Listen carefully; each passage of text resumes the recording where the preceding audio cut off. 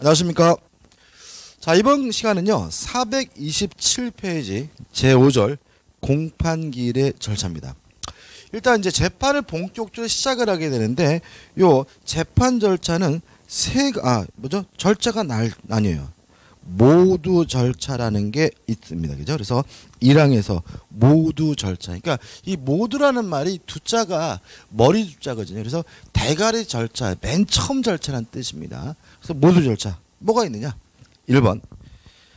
재판장은 피고인에게 진술을 거부할 수 있다. 진술 거부권 등을 고지하게 됩니다. 그죠? 자, 이제 재판 시작하죠. 시작하면서 자, 피고 불리한 것이 있으면 그 진술을 거부할 수 있습니다.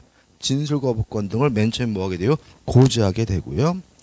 넘겨보시면 두 번째 이제 인정신문을 합니다. 자, 인정신문이란 말은 뭐냐면 그 사람이 맞는지, 지금 공소장에 안영찬이라고 적혀 있는데 안영찬이 맞는지를 확인해야 되겠죠. 그래서 그 사람이 맞는지를 확인하기 위한 절차를 우리가 인정신문이라고 하고요. 물론 양가를 입원해 가지고 인정신문의 경우에도 진술거부권이 인정될 수 있음을 주의하시기 바랍니다. 그죠? 그 다음에 이제 자, 인정신문 했더니 안영찬이 맞아요? 그럼 이제 세 번째, 검사가 모두 진술, 대가리 진술해서 맨 처음 진술하게 되는 거죠. 그래서 검사는 뭐 하게 되냐면 공소장을 들고 이제 공소사실, 뭐 제명 또는 뭐 적용법조 이런 것들을 쭉 어떻게 해요? 읽어주게 되는 거죠. 타이틀만 기억하는 거죠. 그러면 이제 뭐 예를 들어서 검사가 뭐 저놈은 사람을 누구를 죽였고 뭐 이렇게 나오겠죠, 그죠? 그럼 이제 검사가 이제 어떻게 해요? 모두 진술을 하게 되면 그다음에 우측에 네 번째, 피고인도 모두 진술을 합니다. 다시 말하면 피고인도 검사가 나를 사람을 죽였다고 뭐죠? 재판장에 서였던 사실을 알게 됐잖아요. 그죠? 그럼 일어나가지고 저는 사람을 절대 죽이지 않았습니다. 이런 모두 진술을 할 수 있는 기회를 인정하고 있는 거죠. 그 다음에 이제 우측에 5번 해가지고 그럼 이제 어떻게 해요? 피고가 맞죠? 피고가 그리고 맞죠? 또 검사가 어떻게 해요? 얘는 사람을 죽였으니까 처벌해 주십시오라고 했죠. 그랬더니 또 어떻게 해요? 피고는 나는 안 죽였습니다라고 하는 거죠. 그럼 이제 어떻게 해요? 재판을 시작해야 되겠죠. 그래서 5번. 재판은 쟁점 정리 및 검사, 변호인의 증거 관계 등에 대해 진술을 하게 되는데 1번 개정 배경과 개정 내용도 한번 읽어보시기 바라고요. 뭐 특별히 설명드릴 건 없죠. 그죠? 넘겨보시면. 그 다음에 이제 2항 해가지고 이제 뭐 합니까? 사실심리 절차에 들어가게 됩니다. 다시 말하면 이제 재판을 본격적으로 시작하는 거죠. 여기서 사실심리라는 것은 결국은 그 사람이 사람을 죽인 게 맞는지 틀린지 사실관계를 확정하기 위한 절차가 사실심리 절차가 되고요. 1에서 뭘 하게 되는 거죠? 증거조사를 하게 됩니다. 그죠? 1번 의해가지고 개념해가지고 뭐 우리가 일반적으로 알 수 있는 거죠. 범죄를 입증하기 위한 거 또는 범죄의 양형, 양을 결정할 수 있는 증거 조사를 하게 되고요.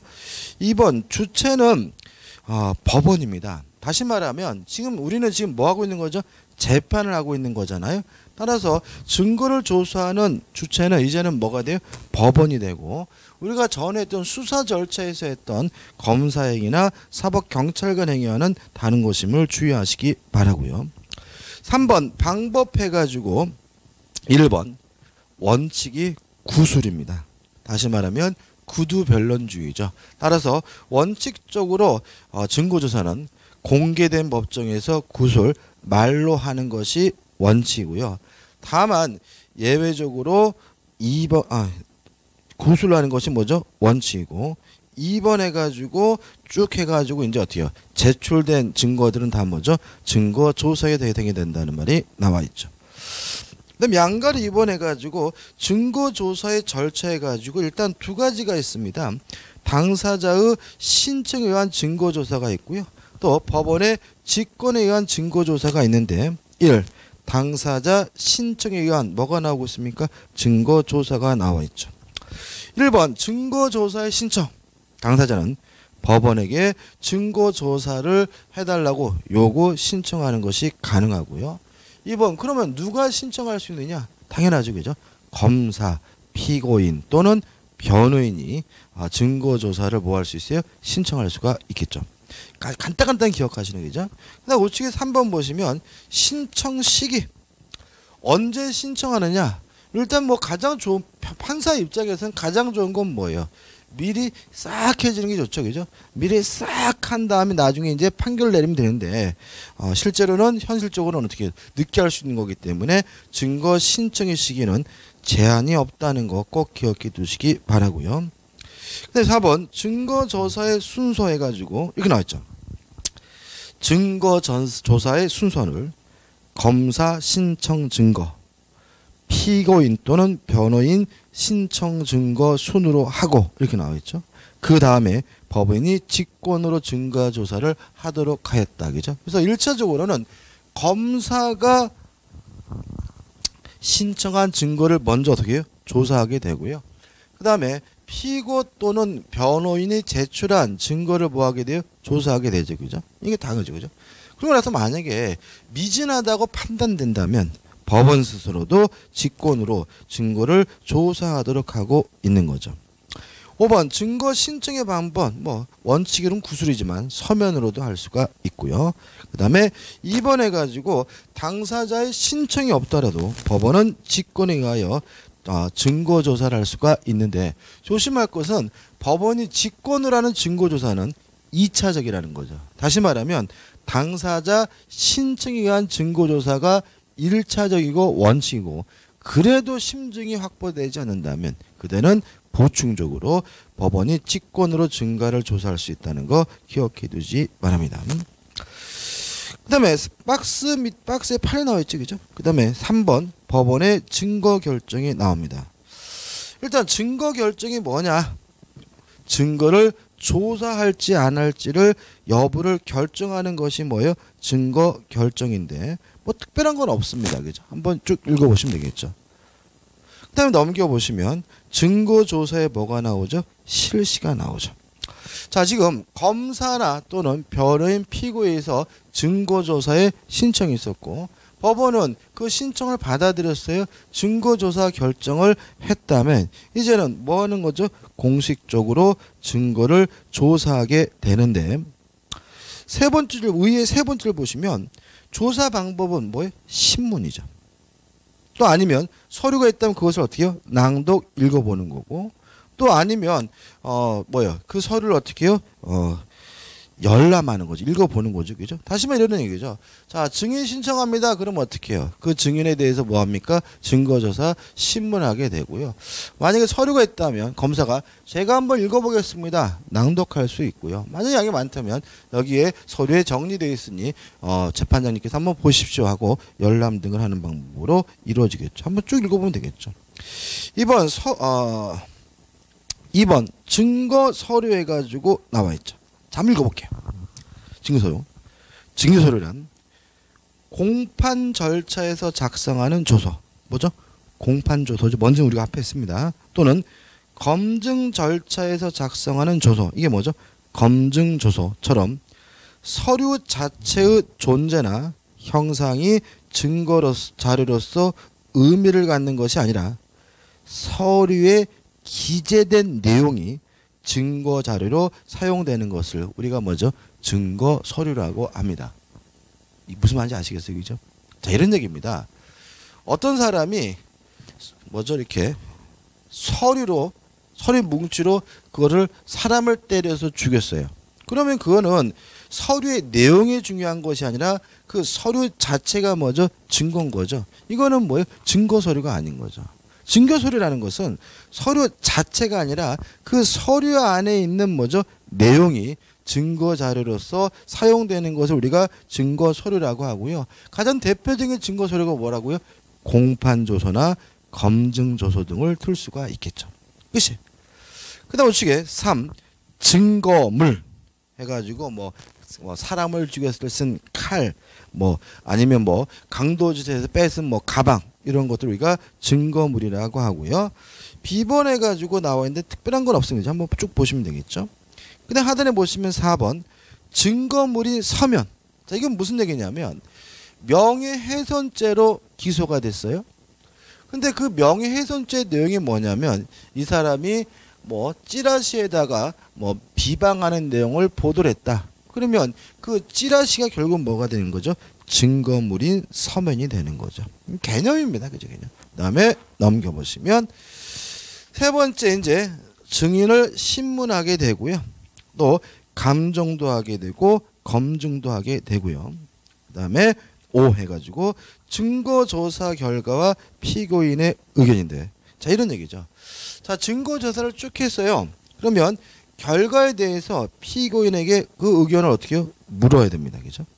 묻고 이의가 있으면 이의를 신청할 수 있으면 뭘 해야 돼요? 고지해야 되는 거죠. 무슨 말 아시겠죠? 그죠? 그래서 뭐 칼도 나오고 뭐 증인은 저놈이 사람 죽이는 거 맞습니다. 다 끝났어요. 그죠? 끝나고 나서 피고인에게 자 어떻게 생각하십니까? 의견 묻고 저는 그래도 사람 죽어도 안 죽겠습니다. 이렇게 말하겠죠. 그죠? 만약에 이의가 있다면 이의에 대해서 신청할 수 있음을 뭐죠? 고지해야 되겠죠. 6번 증거조사에 대한 의의 신청 해가지고 1번 검사, 피고인 또는 변호인은 이의를 뭐 할 수 있어요? 신청할 수가 있고요. 2번 법원은 이 이의 신청에 대해서 결정으로서 뭐합니까? 허용하는 것이 원칙이죠. 3번 물론 이것도 서면으로도 할 수 있고 뭘로 해도요? 구술로도 할 수 있다는 건 너무나 당연한 것이고요. 그 다음에 4번 이의 신청에 대한 법원의 결정이 나와 있는데 기억 이의 신청이 있을 때마다 즉시 어떻게 해요? 결정해야 한다 이렇게 나와있죠. 여러분들 영화 같은 거 보면 그런 거 보시나요? 이제 증인을 신문해요. 증인 신문하는 것도 결국 뭐예요? 증거조사잖아요. 그래서 만약 검사가 막 이렇게 증거를 조사하면서 막 신문하면서 모욕적을 발언하면 변호사가 이의 있습니다. 지금 검사가 증인을 인격적으로 모독하고 있습니다. 이렇게 주장을 하면 법원은 즉시 어떻게 해요? 받아들입니다. 검사 자제하세요. 라고 즉시 뭐 하게 되는 거죠? 결정해야 되는 것이고요. 그 다음에 니은번. 자, 이것도 이런 얘기죠. 이제 검사가 무슨 말만 하면 변호인이 이 있습니다. 막 이런단 말이죠. 그래서 판사가 판단해 보니까 이 자식은 이의가 아니라 그냥 뭐야 시간 끌려는 작정인 것 같아요. 그때는 그 이의 신청에 대해서 어떻게 해요? 받아들일 수 없어. 기각합니다. 이렇게 할 수 있는 거죠. 니은번 보시면 법원은 이의 신청의 시기에 늦거나 소송 지용을 목적으로 한 때에는 기각 결정을 할 수가 있다. 다시 말하면 이 받아들일 수 없습니다. 기각합니다. 이렇게 할 수가 있고요. 그 다음에 디귿번 해가지고 이유가 있다라고 판단된다면 이의 신청에 상응하는 뭐죠? 조치를 취해야 되겠죠. 그래서 예를 들어가지고 검사의 신문에 대해서 변호사가 이의 있습니다. 인격적으로 모독하고 있습니다. 라고 하는데 그것이 받아들인다면 재판장은 그런 모욕적 언사를 자제하세요. 라는 이의 신청에 상응하는 뭘요? 조치를 취해야 되겠죠. 그 다음 리을번은 자 증거 조사를 했어요. 해가지고 이제 다 끝났는데 변호인 측에서 이 있습니다 해가지고 그런 것들은 다 고문에 의해서 이루어진 거기 때문에 증거 능력이 인정될 수는 없는 겁니다 라고 주장한다면 법원은 재판장은 일부나 전부에 대해서 배제를 결정하여야 한다는 것도 기억해 두시면 되겠죠. 그 다음 우측에 미음번 이 신청에 대해서는 원칙적으로 항고나 불복할 수는 없습니다. 이건 왜 그럴까요? 재판의 신속한 진행인 거죠. 예를 들어 가지고 뭐 이 있습니다. 변호사 떠들었어요. 그죠? 근데 재판장이 기각합니다. 라고 했단 말이죠. 그랬더니 불복합니다 해가지고 항고 재항고하면 뭐 말 한마디만 하면 또 뭐예요? 또 뭐 이렇게 재판 절차가 따로 진행돼야 되니까 그런 것들은 뭐 재판을 진행할 수가 없기 때문에 이 신청에 대해서는 항고 등으로 불복할 수가 없다는 거 좀 기억해 두시기 바랍니다. 그래서 교재 이제 여기 이제 지금 우리가 6번 증거조사에 대한 이의 신청이 쭉 나오는데 이런 것도 우리가 흔히 드라마나 영화에서 보는 재판 절차를 생각하신다면 충분히 이해가 될 것이라고 저는 굳게 믿습니다. 그 다음 2번 피고인의 신문입니다. 일단 피고인의 신문의 의라는 것은 결국 뭐예요? 피고인을 뭐죠? 신문하는 것이니까 설명할 것도 없고요. 2번 해가지고 피고인의 신문의 순서가 나오는데 일단 순서는 검사, 또는 변호인 이렇게 나오죠. 그죠? 다시 말하면 검사가 먼저 하고요. 그 다음에 누가요? 변호인이 두 번째로 하는 것이 뭐죠? 원칙입니다. 그 다음에 2번 재판장도 뭐 할 수 있어요? 신문할 수가 있습니다. 그죠? 자, 그럼 이제 피고인을 신문한단 말이죠. 신문의 검사가 자, 사람 죽였습니까? 어쩌고 막 신문한 다음에 변호인이 어떻게 해요? 나와가지고 어떻게 해요? 신문을 한단 말이죠. 그러다 이제 그러고 나서 이제 끝났는데 재판장이 보니까 이해가 안 돼. 그럼 어떻게 해요? 재판장도 피고인을 뭐 할 수 있어요? 신문할 수 있는 기회를 인정하고 있음을 주의하시기 바랍니다. 4번 이런 것도 잘 나옵니다. 피고인 신문 자체는 직권주의 요소지만 피고인의 신문의 방법은 당사자주의 요소이다. 이게 무슨 말이냐면 이런 얘기죠. 지금 우리가 재판정은 당사자주의라면 검사와 피고인은 동등한 입장이어야 되는 거죠. 따라서 피고인이 검사를 신문을 못하는 것처럼 검사도 누구를 신문 못해야 돼요? 피고인을 재판 과정에선 신문을 못해야 되는데 검사가 피고인을 신문한다면 그 제도 자체는 뭐예요? 직권주의적 요소인 거죠. 그렇지만 이러한 신문권은 검사에게만 인정하는 것이 아니라 변호인에게도 인정하고 있기 때문에 방법은 실질적으로는 당사자주의적 요소가 가미된 것으로 해석되고 있음을 주의하시기 바랍니다. 넘겨보시면 3번 피고인 신문의 방법 해가지고 특별한 거 없습니다. 신문의 범위는 공소사실과 정상에 관한 필요한 사항이다 정도만 기억하시면 되고 4번 공판정에 자석해가지고 피고인 신문은 어떻게 해요? 피고인은 증인석에 자석합니다. 앉아서 합니다. 그죠? 다시 말하면 우리가 재판정 들어가면 영화 보시면 아시겠지만 뭐 검사 있고 변호사 있고 변호사 옆에 누가 있어요? 피고가 있단 말이죠. 그죠? 근데 피고인 신문할 때는 피고인석에서 답변하는 것이 아니라 어디요? 증인석에 가가지고 앉아가지고 답변하게 됨을 주의하시기 바랍니다. 그 다음 5번 장애인 등 특별히 보호를 요하는 자에 대한 특칙해가지고 장애인들을 위한 특별한 보호 조치가 마련되어 있다 정도만 기억해 두시면 되고요. 그 다음에 6번 피고인 신문조서를 법원 사무관 등이 작성하게 된다는 것까지 기억해 두시면 되겠죠. 그 다음에 이제 3번 최종 병론이 나옵니다. 자 이제 자 보세요. 이제 일단 지금 재판이 시작됐습니다. 시판돼 가지고 자 진술 거부권이 있습니다. 첫 번째 얘기했죠. 그 다음에 이제 두 번째 이제 인정 신문했죠. 당신 아는 척 맞습니까 했죠. 그 다음에 이제 검사가 어떻게 해요? 모두 진술했고 피고도 어떻게 해요? 모두 진술했고 그러고 나서 이제 어떻게 해요? 피고인에 대한 뭘 했어요? 신문했죠. 근데 여기까지 가장 기본적인 절차인 거죠. 근데 만약에 일반적으로 여기서 보통 증인들이 등장하게 되잖아요.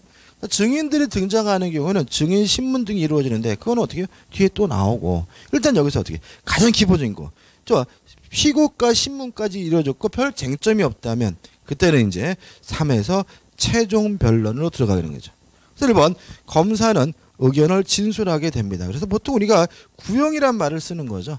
요놈은 사람을 죽이고 잔혹한 놈이니까 10년 이하의 징역, 10년을 구형합니다. 10년의 징역을 처해주십시오. 이런 식으로 어떻게 해요? 검사가 의견을 진술하게 되고요. 하단에 보시면 이제 박스 밑에 2번 피고인과 변호인도 의견을 뭐 할 수 있습니까? 진술할 수가 있습니다. 그죠? 그래서 우리가 변호인도 마지막에 어떻게 해요? 나와가지고 사람을 죽인 건 맞지만 뭐 어쩌고 해가지고 10년은 너무 과하니 좀 형을 좀 깎아주시기 바랍니다. 이렇게 변호인 진술하고 근데 마지막에 이제 재판장이 피고한테 마지막으로 할 말 있습니까? 물어보면 이제 피고인도 죄송합니다. 다시는 그딴 짓 안 하겠습니다. 라고 최후 진술하게 되는 거죠. 그럼 이제 어떻게 해요? 재판 절차가 일단 끝나게 되고요. 넘겨보시면 법원은 1. 판결에 대해서 뭐죠? 심의를 합니다. 만약에 단독 판사라면 혼자 어떻게 해요? 판사실에 앉아서 고민하면 되는 거고요. 만약에 합의 불허로 재판관 3인이 참석하는 합의규인 경우는 세 분이 함께 모여가지고 합의를 어떻게 해야 되는 거죠. 우리가 이 판결에 대한 심의는 굳이 뭐 하지 않습니까? 공개하지 않는다. 비공개가 원칙임을 기억해 두시기 바라고요. 그 다음에 결론이 내려지면 판결을 뭐 하게 되는 거죠? 선고하게 되는 거죠. 그래서 교재 보시면 판결에 선고해가지고 일단 변론은 종결한 기일에 하여합니다. 그래서 원칙적으로는 변론이 다 끝나면 판결을 뭐하게 돼요? 선고하게 되는데 실제로는 그렇게 바로 선고할 수는 없고요. 따로 선고 기일을 뭐하게 돼요? 정하게 되는데 이 선고 기일은 아무리 늦어도 변론 종교 후 14일 이내로 진행해야 지정되어야 하고요. 그 다음에 선고를 한다면 판결서를 작성하게 됨을 주의하시 바랍니다. 그래서 실제로 이제 우리가 재판이 진행되는 여러 가지 가장 큰 이유가 있는데 이 판결서가 판사들한테 굉장히 심리적인 압박을 줍니다. 뭐 유죄 맞는 것 같아요. 맞아요. 그죠? 그 다음에 이런 형을 10년의 징역으로 처하면 되겠죠? 근데 그런 내용을 어떻게 해요? 뭐 판결서로 써야 된다는 것이 좀 부담스럽죠. 그죠? 그래서 재판이 진행되는 사유가 될 수가 있습니다. 여러분 일단 어떻게 해요? 재판이 끝나게 되고요. 가장 기본적인 뭐죠? 재판인 거죠. 됐죠? 자, 그 다음에 이제 이렇게 쉽게 끝나면 좋은데 쟁점이 많다면 이제 뭘 하게 되는 거죠? 증인을 신문하게 되는 거죠. 그래서 6절 제1항에서 뭐가 나옵니까? 증인 신문이 나옵니다. 1번 증인 신문의 의 개념 한번 보시면 되겠죠? 쉽게 말하면 증인에 대한 증거 조사가 뭐가 돼요? 증인 신문이 되고요. 그 다음에 성질해가지고 이런 말이 나옵니다. 강제 처분이다 이런 말이겠죠. 맨 밑에 보시면 증인 신문은 강제 처분으로서의 성질을 가진다. 이게 무슨 말이냐면 만약에 증인으로 선정됐다면 출석해야 될 의무가 있는 거죠. 출석하지 않는다면 강제 구인될 수 있고요. 또 출석하더라도 선서할 의무가 있는 것이고 또 선서하고 나서 뭐 할 의무가 있는 거예요?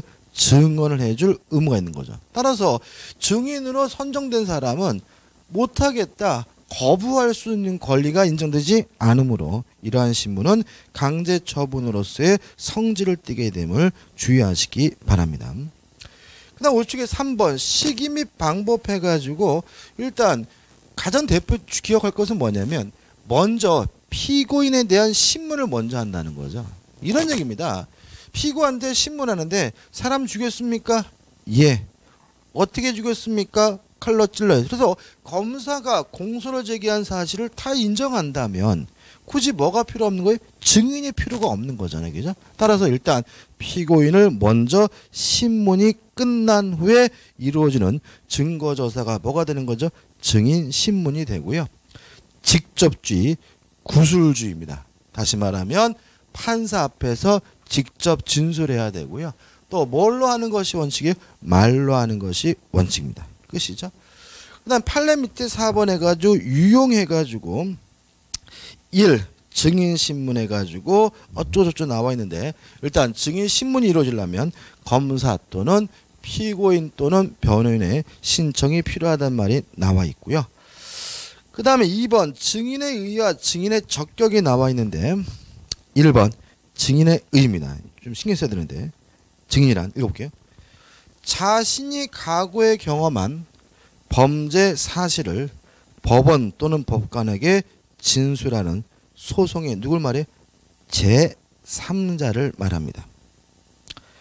다시 말하면 증인은 당사자가 아닌 뭐예요? 제3자고요. 어디서 진술하는 겁니까? 법원에서. 누구한테 진술하는 겁니까? 법관에 대해서. 다시 말하면 법원에서 법관에게 진술하는 누굴요? 제3자를 증인이라고 하는 거죠.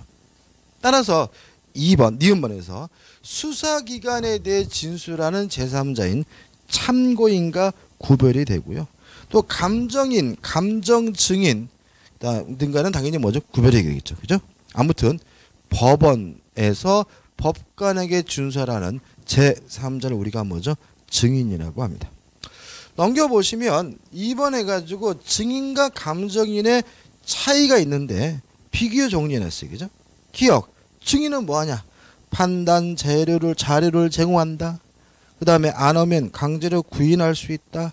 대체성이 없다라는 말은 대리인 등을 대신 보낼 수가 없는 거죠. 그죠? 다시 말하면 살해 현장을 목격했어요. 그러면 목격한 사람이 와야 되는 것이지 바쁘다고 와이프를 대신 보낼 수는 없는 거고요.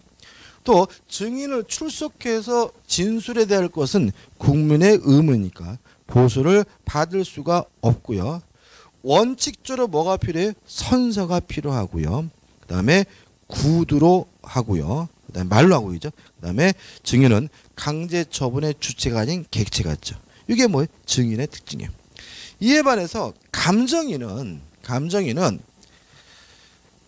판단 자료를 제공하는 것은 뭐예요? 증인이고 판단 능력을 보충하는 것은 뭐가 돼요? 감정인인 거죠. 예를 들어 가지고 지금 이 증인이 살해 현장을 봤다고 진술했어요. 그러면 판단 자료를 뭐 한 거죠? 제공한 거죠. 근데 이 사람이 정신 상태가 올바른지 안다는지를 판단하기를 위해서 누구를 데려왔어요? 감정인, 의사를 데려왔다면 그 감정인은 판단 능력을 뭐 해주는 사람이 보충하는 거죠. 구인 불가능합니다. 대체성이 있습니다. 다시 말해 이런 얘기죠.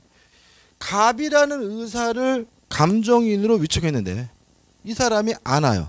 강제로 끌어올 수는 없는 거죠. 왜요? 대체성이 있으니까 다른 의사를 어떻게 해요? 대신 데려오면 되는 거죠.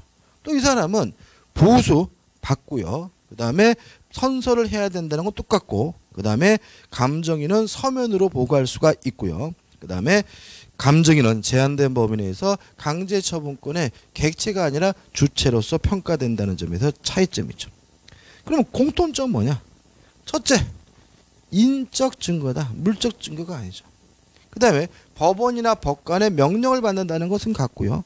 둘 다 기본적으로 뭐가 있습니까? 선서 의무가 있다는 것 같고 그 다음에 보수는 증인은 못 받고 감정인은 받을 수 있지만 여비나 일당은 둘 다 받을 수 있고요. 또 기피제도라는 게 없고요. 그 다음에 선서 전에 위증의 별을 경고해야 된다는 것도 마찬가지죠. 그죠?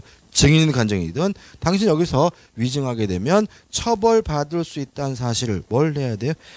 경고를 해줘야 되겠죠.